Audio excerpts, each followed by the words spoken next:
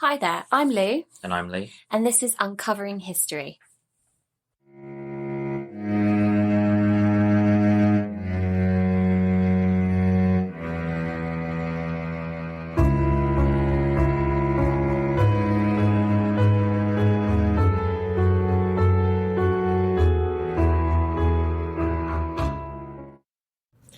Hello and welcome to our 13th episode of Uncovering History podcast. Today we will be looking at Dennis Nilsen. Now Lee has done all the research, so I will hand it over to him. Thanks, yes. So today we will be discussing a murderer that is well known in the United Kingdom for his actions in London. Now at the time this was the largest case that Scotland Yard had ever been given. They were about to deal with the monster that is Dennis Nilsen, who is also known as the Muswell Hill Murderer. Now, as with many other serial killers, many biopics, documentaries and interviews have taken place and have subsequently been created with the focus of understanding Dennis Nilsen. The most recent of which is the 2021 Netflix documentary titled Memories of a Murderer, The Nielsen Tapes. This shocking display of audio evidence showcases Nielsen's own discussions that were recorded on tape, not unlike other serial killers that have been known and thrown into the spotlight due to the global demand for true crime. Now, as usual, before we get started, I just want to state that this episode is in no way attempting to glorify the murders or the murderer. I'd also like to further note that this episode will contain graphic content. Okay, so we'll start at the beginning. Dennis Andrew Nilsen was born on the 23rd of November 1945 in Aberdeenshire, Scotland, to Elizabeth Duffy White and Olive Magnus Moskheim. However, after the birth of Elizabeth's third child in 1948, she realised that she had rushed into the marriage and as such, in 1948, divorced Olav. Now, Nilsen was considered to be a quiet child who performed well in arts and history, but held a strong disliking for sports. He had a strong bond with his grandfather, who he described as a pious man. In 1951, his grandfather passed away. After the passing of his grandfather at age 6, Nilsen became withdrawn, quiet and cold. Now in his tapes, Nilsen spoke of almost drowning in 1954 while having a hallucination about his grandfather pulling him to safety. However, this turned out to be another young swimmer that had been able to pull him ashore, stopping Nilsen from being taken out by the sea by a strong tide. In more unfortunate events, it would also turn out that his grandfather was a paedophile. Now in his early teenage years, Nilsen discovered that he was homosexual, which he was initially ashamed of. Nilsen noted that while the whole process confused him greatly, he kept his sexuality hidden from his family and friends. On one occasion, though, in his teenage years, he sexually fondled, and these are his words, his sister Sylvia to try to understand why he was attracted to young boys of a similar age that had the same facial features that she did. Further information surfaced that he was also sexually fondled once again, in his words, by an older youth, to which he did not find the experience unpleasant. Now, we're already seeing an unhealthy trend leading to lines being severely crossed, and due to the fact that no help was sought, this process only led to his overall mentality escalating exponentially over the years. This led to an occurrence that involved him touching his older brother while he slept. As a result, Olav Jr., his older brother, referred to Nilsen as hen, which translates to girl in Scottish. And at the age of 14, he joined the Army Cadet Force, a choice that would eventually see him serve in the army. It sounds like he's had a very similar childhood to some of the serial killers that we've previously looked at, I guess. Yeah, exactly. There's loads of red flags popping up and definitely something should have been looked into. But yeah, it sounds like there's a broken home, which isn't uncharacteristic for other serial killers as well. Now, in 1961, Nilsen received confirmation that he would serve 9 years in the armed forces. He was to be stationed in the Army Catering Corps at St Omer Barracks in Aldershot, Hampshire. He immediately surpassed all expectations while anecdotally discussing that portion of his life as the happiest. Now, during his time in the army, he kept his sexuality a secret, opting never to shower with other colleagues in case he got an erection while others were around. While being assigned to the 1st Battalion in 1964, his overall intake of alcohol increased greatly. While in the 1st Battalion, he was stationed in West Germany, and after a long drinking spree, he woke up on the floor of a young German's house. Now, no sexual activity had occurred, but this further fueled Nilsen's sexual fantasies involving men. These fantasies would soon evolve into depictions of his partner being unconscious or even dead. Nilsen often fixated on the prospect of pretending to be inebriated in the hope that one of his colleagues would take advantage of him. Now, Nilsson continued in the army until October 1972, where he ended his 11-year military career at the rank of corporal, after staying in 2 years longer than previously thought. During this time, his sexual fantasies exploded with morbidity and crudeness. To give you an example taken from his near-death experience with a taxi driver that kidnapped him on the route to his barracks, his fantasies became encapsulated with the prospect of his own experience of death, the dead bodies that he had seen in Aden while serving, and imagery from within a 19th century oil painting entitled The Raft of the Medusa, which depicted an old man holding a limp, nude body of a dead youth as he sits beside the dismembered body of another young male. In Nilsson's most vivid memory, which he spoke of in his tapes, he described a slender, attractive young blonde soldier who had recently been murdered in battle, being dominated by a faceless, grey-haired, dirty old man who washed his body before engaging in intercourse with the corpse. It should be noted, though, that in the oil painting painted by Jean-Louis, there is a lot more going on in this extremely vivid and detailed painting. This is not to say the painting isn't unsettling, though. Well, first of all, the idea of a painting of that sort of nature is slightly strange, but the fact that he kind of, became hooked on that image and used it in a kind of twisted way, not good. Yeah, no, definitely. It definitely helped his fantasies. So, moving on. In December 1972, a few months after leaving the army, Nilsson would up and move from Scotland to London to train to join the Metropolitan Police Force. In April 1973, after completing training, he was posted to Willesden Green. It was also at this point in his life where he began to frequent gay pubs while engaging in casual flings with men. He found this tiring as, in his own words, it was soul-destroying as he would only lend his body in a vain search for inner peace. This is all while Nilsson sought a real, lasting relationship. Now in August, his father passed away, leaving him £1,000. And at this point he also decided that the police force was not for him, and in December of 1973 he resigned. Now after working many jobs, including as a security guard, in May 1974 he settled on a job as a civil servant, aiding unskilled labourers to find employment. He maintained this job until 1979 when he was promoted to the role of an executive officer. He continued his supervisory role until 1982 when he moved to another job centre in Kentish Town. He would continue this job until he was eventually arrested. It's really interesting how quite a few of our serial killers have opted to want to be part of the police force. It's quite common, isn't it? Yeah, there's definitely a few down the line, and they also work in roles that help other people, or they perceive to help other people as well. So, is that because they want to kind of shield away from the reality of who they are? Potentially for some, I guess, yeah, some that have maybe a minor amount of consciousness or a moral compass, but in most cases I think it's just a blend into the public. Or assert power. Yeah, exactly, assert power, assert dominance, show control over other people. And so now that we've discussed his early life and young adult life, we'll move on to what made him infamous in the eyes of all that knew who he really was. So in November 1975, Nielsen met 20-year-old David Galician, who was being threatened outside a pub by two men. Nilsson intervened and took David to his apartment where they drank and talked all evening. Nilsson learned that David had recently moved to London and that he was gay, unemployed, and currently resided in a hostel. The following morning, both men agreed to live together in a larger apartment, which Nilsson was able to front the cost for thanks to his recent inheritance. Within 7 days, they had moved into 195 Melrose Avenue together. That's it's very quick, really, isn't it, to meet someone and then move in with them? Yeah, so before we mentioned that Nilsson was searching for a long-lasting relationship, and at the same time, I guess so was this guy, and it kind of just felt right, yeah. So initially, the relationship was what you would expect, happy and enjoyable. However, as time went on, it began to strain, leading to both of them sleeping in separate beds, while constantly bringing home different casual sexual partners. Nilsson stated that at this point, although he was attracted to David, they seldom had intercourse. Now, David maintained that Nilsson was never physically violent but was verbally abusive towards him, and in May 1977, Nilsson demanded that David leave immediately. After this expulsion, Nilsson would have a number of short-term relationships with young men, all which resulted in the unsuccessful end. Now, moving forward to late 1978, Nilsson had become used to solitary existence, keeping himself away from the world, after a string of failed relationships where he was unable to find someone willing to settle down with him. And now from this point on, I'd like to make a quick disclaimer that graphic descriptions will follow. So on the 30th of December 1978, 14-year-old Stephen Dean Holmes encountered Nilsen in a local pub before accepting the invitation to head back to his place in Melrose Avenue.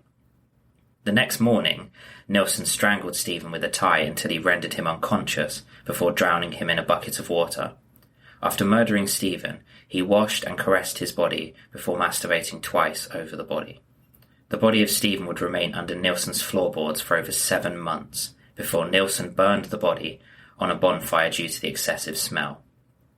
In a later testimony during his confessions, it was understood that this was the only one of Nilsen's victims that was not dissected before being disposed of. Now, he was not officially identified until November 2006. Having a dead body under the floorboards for over 7 months, I mean, surely someone must have come in during that time or been around the flat or the place and has smelt that awful kind of stench. Yeah, potentially, but at this point he was sort of a solitary recluse who'd only go out looking for casual sexual partners, or in this case to abduct and attempt to murder someone. So on October the 11th, 1979, Nilsen lured Andrew Ho, a student from Hong Kong, to his flat with the promise of sex. While Andrew was unsuspecting, Nilsen attempted to strangle Andrew, but fortunately he was able to escape and flee the flat. He immediately reported this incident to the police, who questioned Nilsen, but nothing ever came of this as Andrew decided not to press charges. My goodness, he could have saved so many lives. I know. So unfortunate. Yeah, I think he just wanted to detach himself, and try to move on. But almost 1 year later, since his first murder and 2 months since the unsuccessful murder attempt on Andrew Ho, 23-year-old Kenneth James Ockenden, a Canadian student on a tour of the UK, once again encountered Nilsen in a pub in Holborn. Nilsen escorted Kenneth on a tour of London before inviting him to his flat for a few drinks and a meal. Nilsen strangled Kenneth with his headphones cord before pouring another glass of rum and continuing to listen to music with the same headphones that he had just strangled Kenneth with minutes before. The next day he purchased a camera and began to take photos of Kenneth in compromising and suggestive poses. He then wrapped the body of Kenneth in plastic and stowed him under the floorboards. However, in a sick twist, several times over the coming weeks he would remove him from under the floorboards to watch television with him as he drank alcohol, often holding him. That's really quite disturbing, that image. Yeah, there's some necrophilic attractiveness towards the victims, unfortunately. And this is a trend that we've seen before in our most recent episode with Jeffrey Dahmer. The idea of strangling, photography, necrophilia and personal ownership all play a strong role here, just like they did with Jeffrey's MO. On the 17th of May 1980, Nilsen came across Martin Brandon Duffy, a 16-year-old runaway from Birkenhead. After inviting Martin back to Melrose Avenue, Nilsen created a ligature which he tightly placed around Martin's neck while sitting on his chest to further hinder breathing, before drowning him in the sink. He then bathed the body while undertaking sexual activities such as masturbation. For 2 days, Nilsen stored the body of Martin in his cupboard before moving him under the floorboards with his previous victims. So obviously a lot of our serial killers have, eventually put the bodies of their poor victims under the floorboards. But surely they themselves would suffer with not only the guilt and the knowledge of them under there, but also the smell? Yeah, so in terms of guilt, he has none. But in terms of the smell, I guess he just becomes desensitised to it over time. What a thing to be desensitised to. I know, it's not, it'd be a horrible smell. But the murder of Martin would fulfil Nilsen's desires to kill on a more regular basis. And on the 20th of August 1980, 26-year-old William David Sutherland would be Nilsen's fourth victim. William occasionally worked as a prostitute, and on the evening of the 20th, had got talking to Nilsen. In later confessions, Nilsen spoke of strangling William while kneeling in front of him, but was unable to recall any other details. William would later be identified, but unfortunately, the victims that followed to this day have mostly never been identified, and it's absolutely heartbreaking for the families and for the victims themselves. That must be awful. You know that your son or daughter was probably a victim, but there's no sort of, I guess there's no closure. Yeah, absolutely. Now, Nilsen's memory of some of the future victims is categorised by their appearance. His fifth victim was recalled as being a tall Irish labourer with rough hands. Now, in later testimonies, Nilsson recanted this story and maintained that it had been fabricated. And this is something that we'll see come up time and time again in this case, especially during his confessions where he loved to talk, and as such, there's no real knowing how much of it is fabricated and how much it is real. So as with the fifth victim, Nilsson's sixth victim was tragically unidentified, but was described by Nilsson as a slender male prostitute of around 5 feet 10 inches, or 1.78 metres in height. The murder occurred in October, with Nilsson noting that he was of Filipino or Mexican descent. This victim was strangled, not unlike the others. Now, the details of some of these murders are hazy and rely solely on what Nilsson dictated in his memoirs and within his recordings. It must be awful to obviously find these victims and not be able to identify them by any means. Yeah, no, definitely. And I mean, to this day today, they're still trying to gather more evidence, even though he subsequently passed away, Nilsson that is. They're still going back through old tapes, old evidence, just trying to find any information they can that will hopefully identify some of these unknown victims. Sure. So, moving on to Nilsson's seventh victim, and once again to this day is sadly unidentified. Nilsson described him as a homeless person that he came across on Charing Cross Road. That night, after Nilsson lured him to his flat at Melrose Avenue, he was violently strangled while he slept. Nilsson later commented that his legs moved in a cycling motion as he was being strangled. And in a sick and twisted display of depravity, Nilsson commented that the victim's life had been one of long suffering, and the act of killing him had been as easy as taking candy from a baby. That's awful. It's almost like he's saying he's proud of what he did because that person did have a difficult life. Yeah, no, he's really an absolutely vile individual. So shortly after this, sometime between November and December, Nilsson would murder his eighth victim. This time, Nilsson encountered this unidentified victim in the West End after the pubs had closed. Nilsson strangled this victim before chopping the body into 3 pieces to be placed under his floorboards. Nilsson would then burn the corpse 1 year later. However, in a later confession, Nilsson again stated that this story had been fabricated. Now, it really is horrific to have so many identified victims that have yet to receive closure, but as I've said, this will continue, unfortunately. And on a very morbid tangent, Nilsson noted that he unsuccessfully attempted to resuscitate a victim before spitting at his own reflection while crying, and on a separate occasion had laid next to a deceased victim while listening to classical music, also crying. This is really very, very strange and disturbing behaviour. Yeah, no, it doesn't make any sense. And these are some other victims that he didn't speak of much, so the numbers could actually be higher than what we know. And the fact that he said that he unsuccessfully tried to resuscitate one of the victims, it's almost like he's playing with them, like they're just dolls and, he's the master. Yeah, no, it's very, very twisted what he does. And so over time, due to the nature of putrefaction and decomposition, the deceased victims began to become infested with flies and maggots. In an attempt to quell the infestation, Nilsson sprayed insecticide and other chemicals in an attempt to remove the smell. This was unsuccessful, and as a result in late 1980, all of the bodies were removed and subsequently burned on a makeshift bonfire that Nilsson had created. In an attempt to hide the smell of burning flesh, Nilsson placed an old tyre at the top to induce the stench of rubber burning. He also stated that 3 children watched the bonfire intently, not knowing what was really going on. That's quite harrowing, isn't it?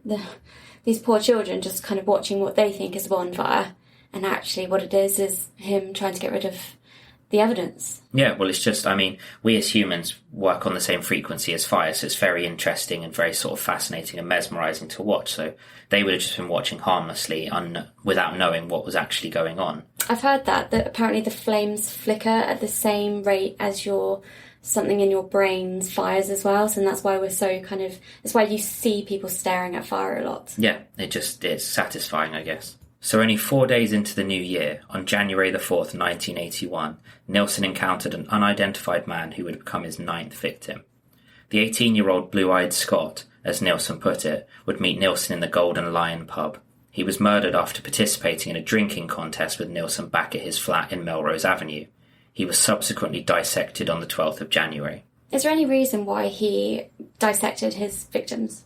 It's just a trend that he started with and just carried on with, I think. I guess his MO. Yeah, literally. It was just developing, not dissimilar to Dharma. Now, it would be just over a month since his 9th murder before he would commit another heinous act. The unidentified male was murdered during February, although the exact date is not known, and the other details of which are hazy as they are a recount of what Nielsen could remember during testimony. Now, the unidentified victim met Nielsen somewhere in the West End after the pubs had closed, not dissimilar to a previous victim. He was subsequently strangled with a necktie, with his body being placed under the floorboards. So in April 1981, continuing on, Nilsson would commit his 11th murder. He described the victim as around a 20-year-old muscular skinhead. He met his victim at a food store in Leicester Square. Now, Nilsson recalled in a later testimony that he was wearing a black leather jacket and that he had a tattoo around his neck that read, "Cut here."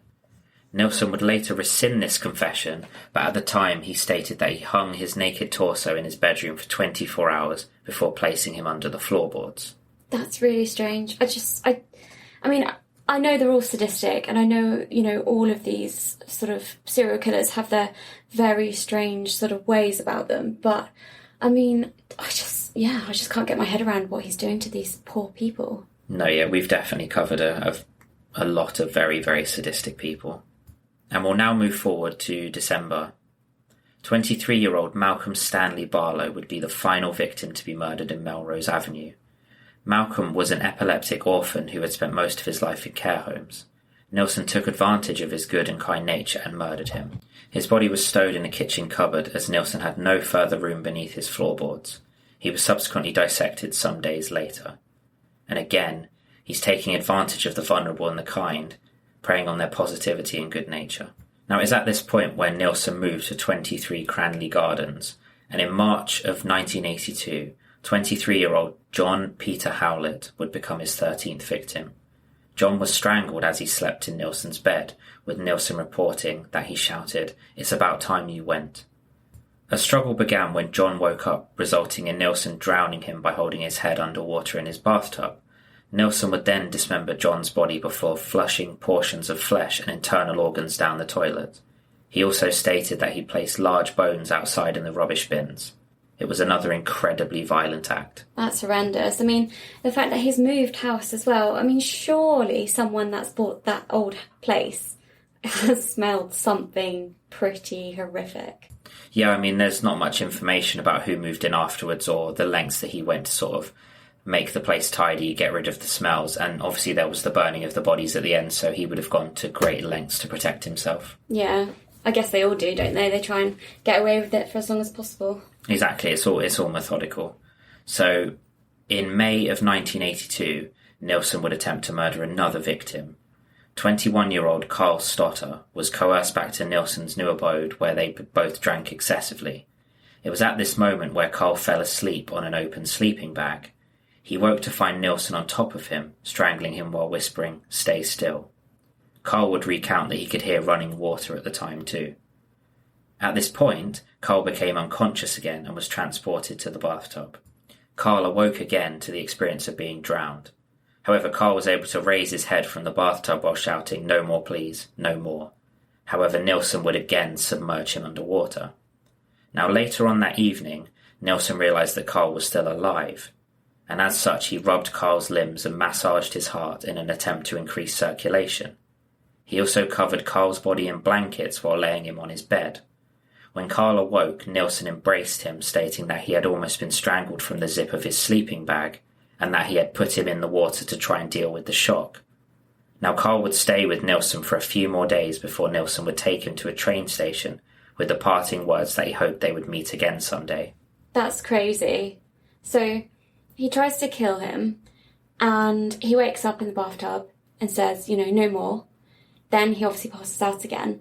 Why do you think he basically tried to save Carl rather than just kill him off? I don't know, it's a really, really odd situation.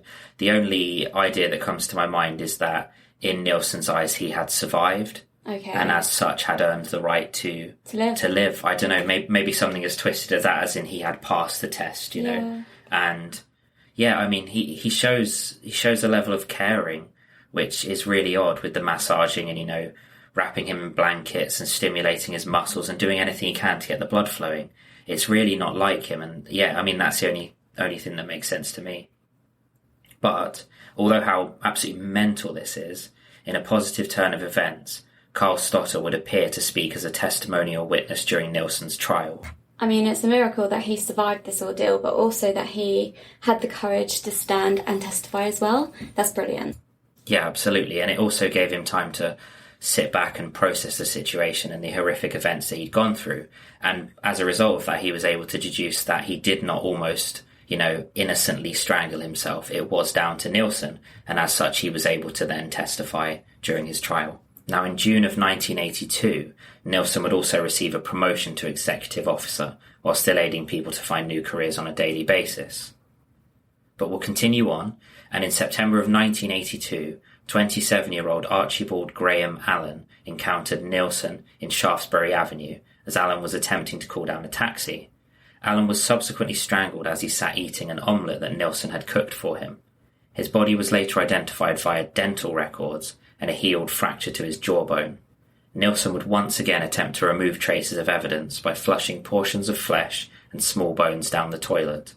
This would lead to the drains becoming blocked at Cranley Gardens. I guess also allowing the police to see that, that the evidence, I guess, of his trying to, hide the evidence. Yeah, so at the beginning he was burning bodies and he was dissecting them and getting rid of them and he was removing all trace. However, now this is his first sort of real mistake, which is going to, in the end, work against him and leave evidence that he didn't want to leave. So it definitely looks like he's maybe lazy is not the right type of word, but maybe like arrogant or overconfident, thinking that he wouldn't get caught, or simply trying to evolve and find new ways to get rid of evidence. Well, most of them become too confident, don't they? And that's when they start making mistakes. Yeah, they think they're untouchable and they're immortal, yeah.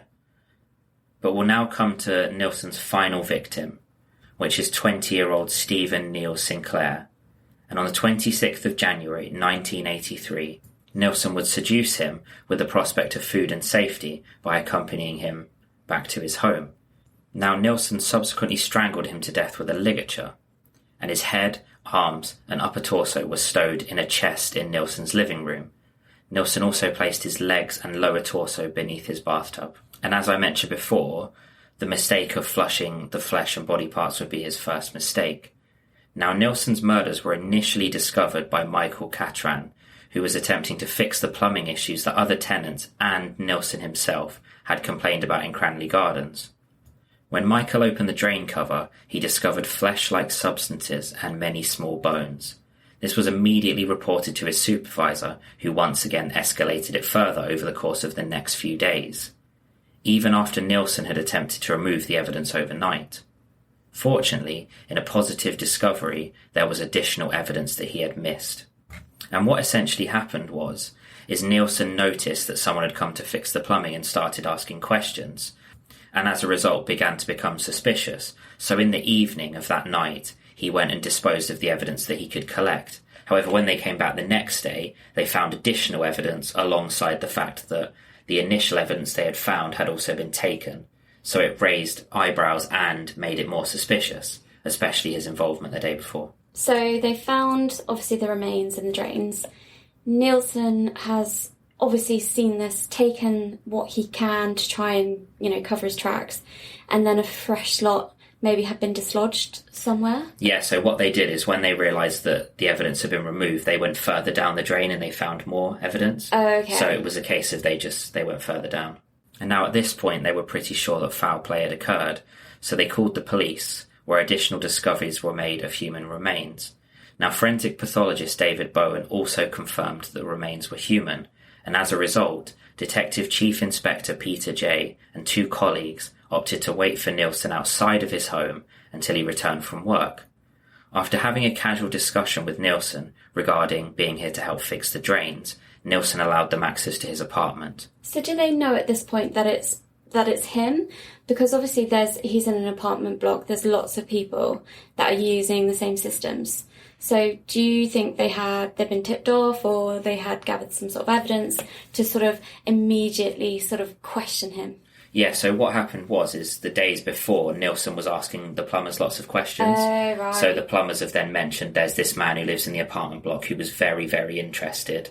And as such, the police are looking at him first as a potential suspect. And that raises huge red flags, doesn't it? Exactly. And now that they're in his apartment, during the conversation, the officers carefully placed comments such as, "The remains were human," to which Nilsson responded, "Good grief, how awful."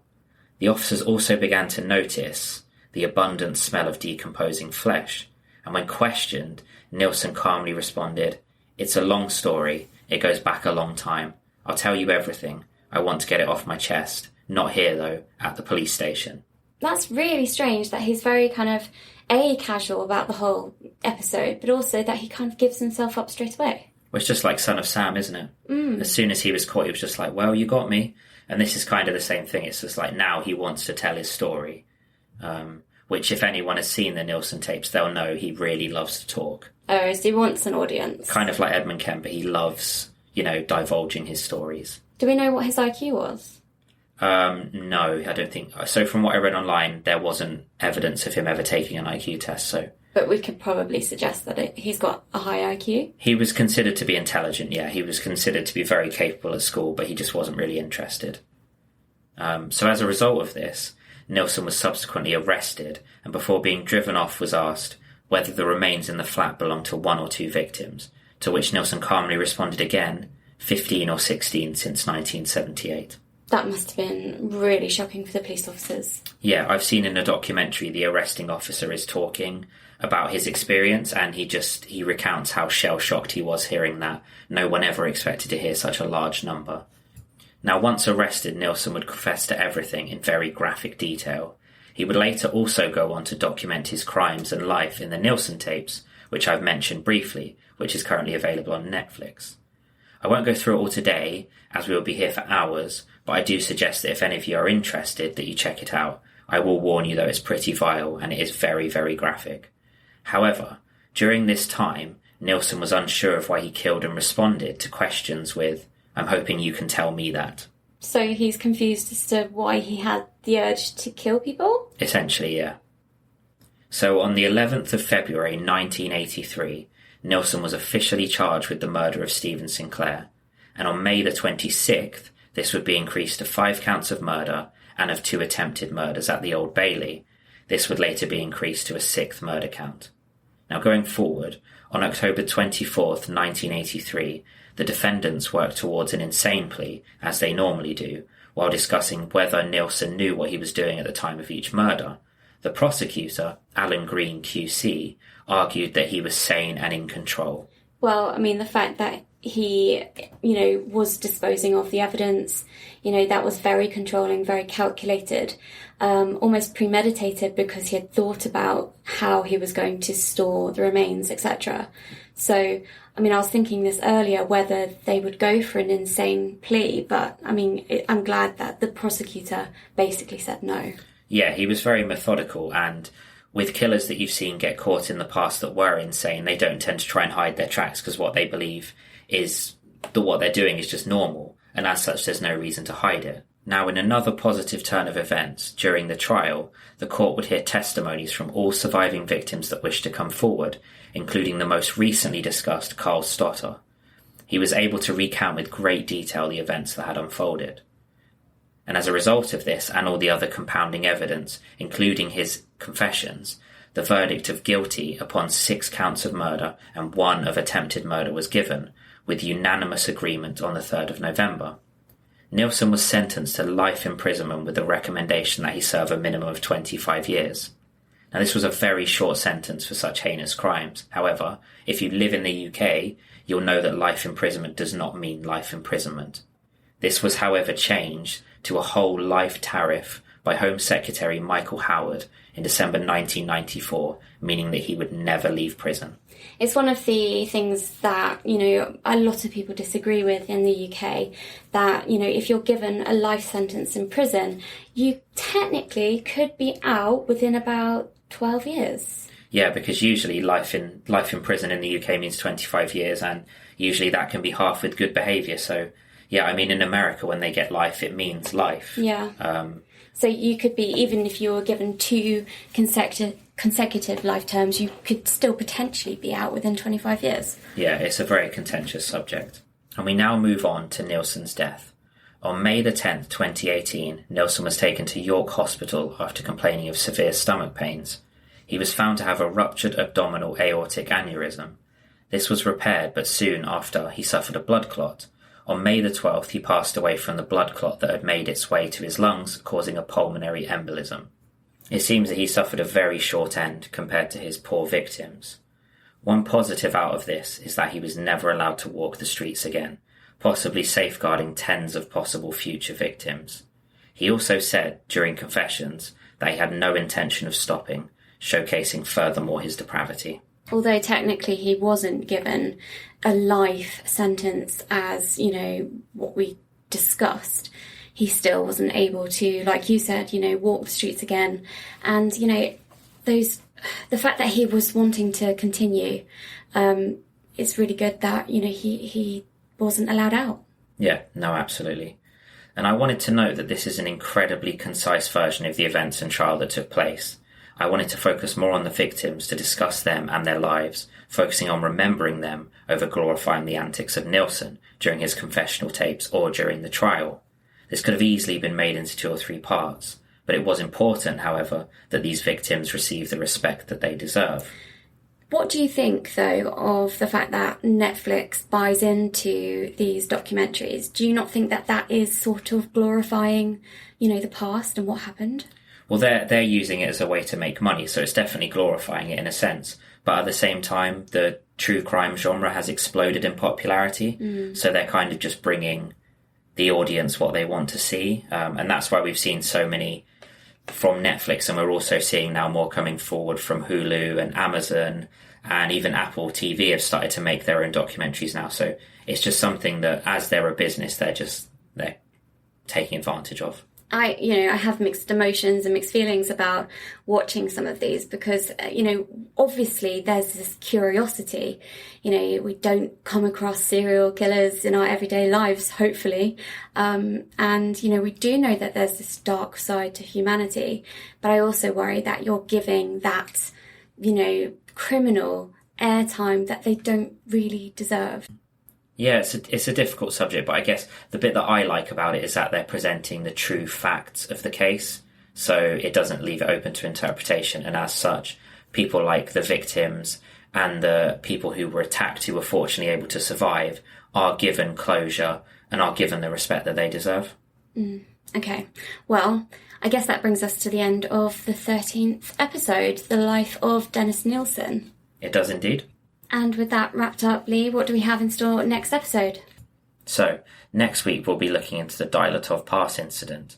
Now, this is a famous and mysterious occurrence in the Ural Mountains that remains to this day unsolved, although people are beginning to believe that they understand the events that unfolded.